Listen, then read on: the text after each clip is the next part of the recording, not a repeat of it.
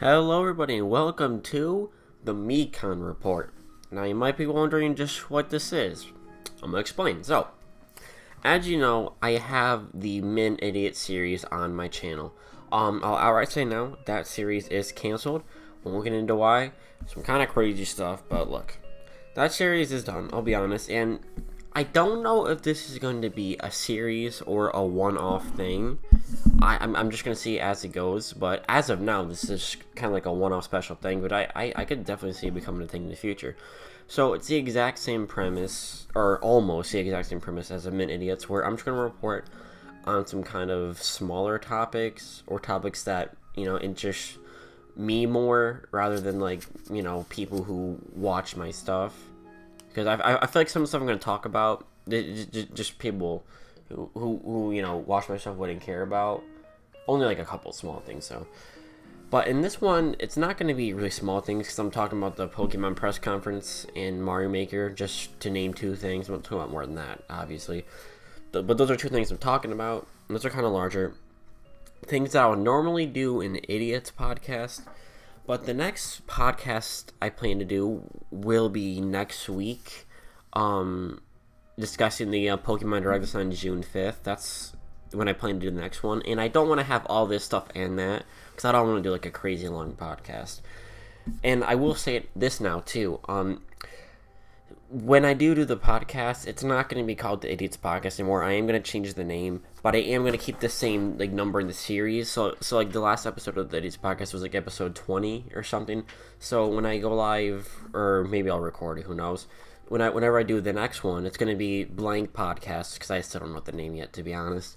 And then it'll be episode 21, or like it'll be the next one. So it might seem confusing, but it's going to be the exact same, you know, premise for that one. Except there might not be exactly the same people, because some behind the scenes stuff. But sorry, I'm kind of a cold. You can probably tell my voice, but it's gone away. So yeah, Idiots Podcast is going to continue under a new name, but the same exact premise and mostly the same people. So look out for that. So like I said, this is pretty much the Min Idiots, but different, but slightly different because of the name, and it's just me on this one. It's I just felt like that would be easier for me to get some stuff off. So I'm sure you get the premise, and let's just get right into it. So the first thing I want to talk about is Joker and Smash. Now I know this is kind of old news, but I never got a chance to bring it up in any podcast, or I'm just gonna say podcast because that name's retired. Yeah, I never got a chance to talk about it in a podcast, and I don't want to bring it up even later for the Pokemon thing. So, Joker in Smash, he's long-awaited character. A lot of people were very hyped when he was revealed. I was excited, but I wasn't necessarily hyped because I've never played Persona. I certainly plan to after hearing what a couple of friends who have started playing it recently have said. It sounds insane, so I'm definitely going to be, you know, playing that soon. So I'm going to talk about just the moveset and how I feel about him. So, I mean, his attacks, I mean, they're pretty basic Smash attacks, right? There's nothing too special to him. I mean, he's fun. He has his neutral B is a gun, which I think is just pretty funny because it's literally a gun. I don't know. I think that's kind of funny for E10 rated up game, because like a character like Zero Suit Samus, she has laser guns, so it's not that bad. But Joker straight up has a gun. So his up B, I kind of have trouble using that. You know, obviously when I'm facing the wrong direction, facing off, because it's kind of like a long like leash or line. I haven't played Persona 5 yet, so I don't know the name of all his gear. So apologies for that. He has the meter that goes up during battle. I'm pretty sure that's a Persona thing where he uses like the butterfly wings. I think that's really cool. His final smash is really neat. But something that I find really kind of weird, when you win a battle with him, his winning animation, it's just him running kind of awkwardly. I think that's weird. I mean, it's funny like in a sense, but it's also weird. It's not a problem. I just thought it was something funny to point out. I'm not really good at describing Smash characters, but he's fun. He has some kind of recycled movesets, but that's an issue with DLC characters, and it has been, and it probably will continue to be, is that like their movesets are pretty just similar and borrowed from other characters, which I'm not, downplaying it for that, because there's over 70 characters. You can't have too many diverse movesets. I can imagine how hard that can be. So it's not a complaint. It's just, I feel like it's mostly for like the cosmetics of it being a different character, at least for me. So yeah, Joker and Smash. Excited for the all the new characters to be revealed. So now I'm going to talk about Mario Maker 2. I won't cover this too much because I had the reaction stream where I said majority of what I wanted to say, but I'll say some stuff. So it comes out next month, less than a month from now. It comes out June 28th, I believe. And I'm very excited because when we were in the midst of the Wii U ports, the only one I really wanted, well, not the only one, there's a couple else I wanted. One of the ones I wanted most was Mario Maker, and I never thought they would have enough material to make an entirely new Mario Maker. But wow, this proved me wrong. So I'm just going to do a couple of things. They added slopes. There are clear pipes. There are a bunch of things for Super Mario World, or Super Mario 3D World. Like there are cat suits or trees. And if you're creating like a level and you switch it to the 3D World format, it completely resets it because it's like its own thing entirely. It's like completely different. It has like the enemies from it, as you can see on the front cover, I like the bottom right there. Luigi's on the cover this time. Well, he's more in the front. I can't remember if he's in the original cover, or the cover for the original one. I don't believe so. Whatever, right? He's here now, at the very least, and we're all happy to see him. But yeah, I'm just really excited because we have everything from the first one, with so much more. I think it's insane. I'm excited. I'm excited. There has been some controversy with this recently, though. It's revealed that there's going to be co-op, multiplayer online co-op, but you can't do it with friends. Only randoms. A lot of people are really mad about it, me included. I'm not too mad because I'm like, I have friends, who are going to get this game, but I don't see myself playing Mario Maker with them too much. It's more of like a solo thing for me. But I can understand, like, I am frustrated. I don't agree with Nintendo whatsoever. And I can see why people are, like, uber mad, pretty much. Sorry to say so much. It's I'm trying to cut out. So, it's kind of brings up the topic of whether Nintendo's going to do something about it. I'm not sure. Because they know this game is going to sell well regardless. I'm going to buy a copy, so, there goes. They're going to have my support. And a lot of other people are going to buy it regardless. At the end of the day, I don't think too many people would even want to play the online co-op. But it's still an issue, though. Like, I still 100% hope they do change that. Because, like, I don't know what was, like, their thought process. Like, oh, yeah, you can play with randoms, but not with friends. Like, who wants to play with randoms?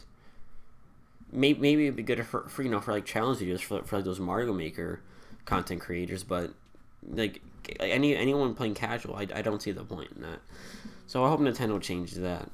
But regardless, this is gonna have crazy features. I'm very excited. I'm glad it got its own direct, and that it's looking like it's gonna do pretty well. Judging from all the content they have. Now I'm going to move on to the Pokemon press conference. This was either Tuesday or Wednesday earlier this week. Who knows? I can't remember. And I'm not going to lie, there were some high expectations for me personally and a lot of other people just because the last one they announced Pokemon Let's Go. So people were expecting some maybe crazy stuff. And we didn't get crazy stuff this conference. But I'm not angry. I'm a little disappointed, but I'm not angry. Like I'm not like, oh, we deserve this. Like, no. Like it's a press conference, not a direct. Anyone who's like legitimately mad, I don't know what to say. It's a press conference, Like I said, I was kind of disappointed, but I wasn't angry at all. Like I understood. I'm like, all right. It's a press conference. It's not like a huge deal. So anyway, let's go into the announcement. So I believe the first thing was Pokemon Home, which is Pokemon Bank, but even larger. It's gonna expand it because like it's gonna be able to take Pokemon from Pokemon Bank, so you can transfer to another transferring thing. You can take Pokemon from Let's Go, Sword and Shield, from the mobile game. I'm not sure. I don't believe the 3DS. Oh, I mean, if you want to get Pokemon from the 3DS, you can just do from Bank to Home. Yeah, so that's, it doesn't really mean anything. So yeah, Pokemon Home, they didn't show any, like, what it would look like, which is fine. It's going to be up for a 2020 release, is what they're aiming for. So yeah, I mean, that's cool. People are using more Pokemon in more games, so I'm all for it.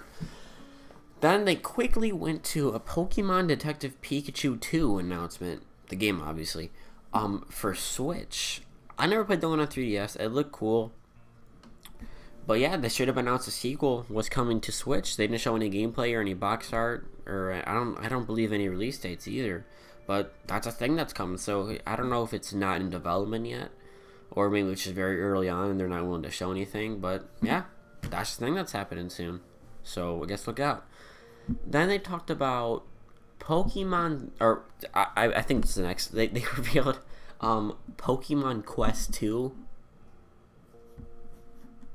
Pokemon Quest 2, everyone. Welcome to this beautiful world we live in. So no, it kind of is. It's Pokemon Quest, but for China, it's gonna have just some like different features. Pokemon Quest. What else can I say? So then they went on to talk about Pokemon Sleep. I don't know. Pokemon Sleep.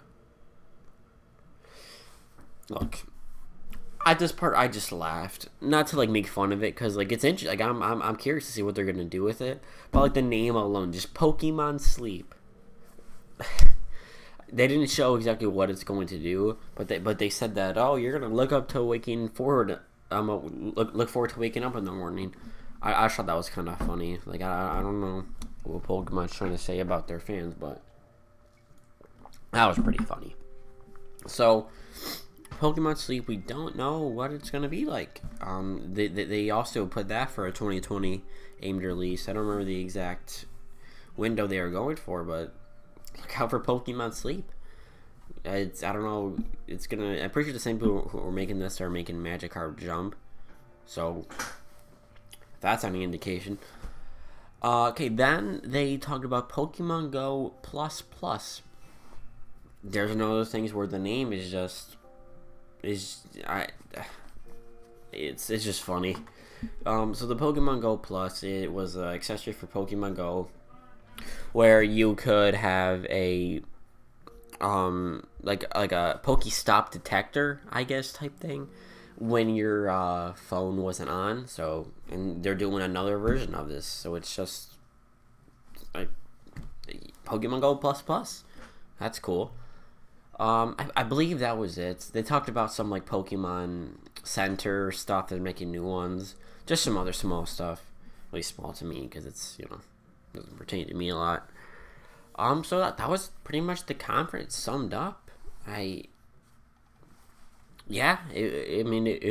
was kind of neat for what it was.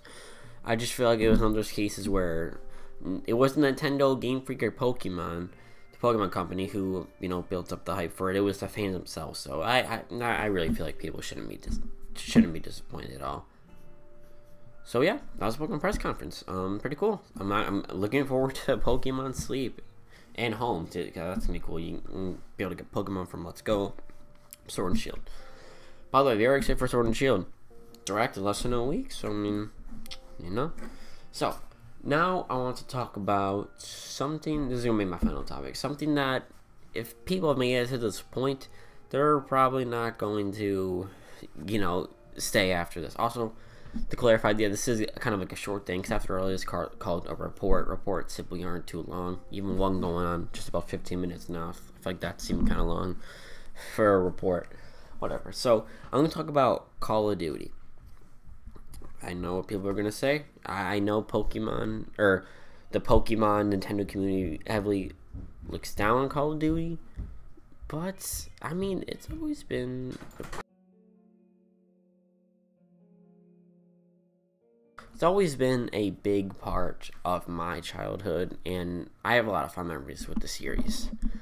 Even though I know it's Call of Duty, and I do agree the games really haven't been good lately, but there is a good point where the games were like really good, and I don't know, like I said, I have a lot of memories of them, so it holds a special place in my heart, and I'll always try and keep up with the series.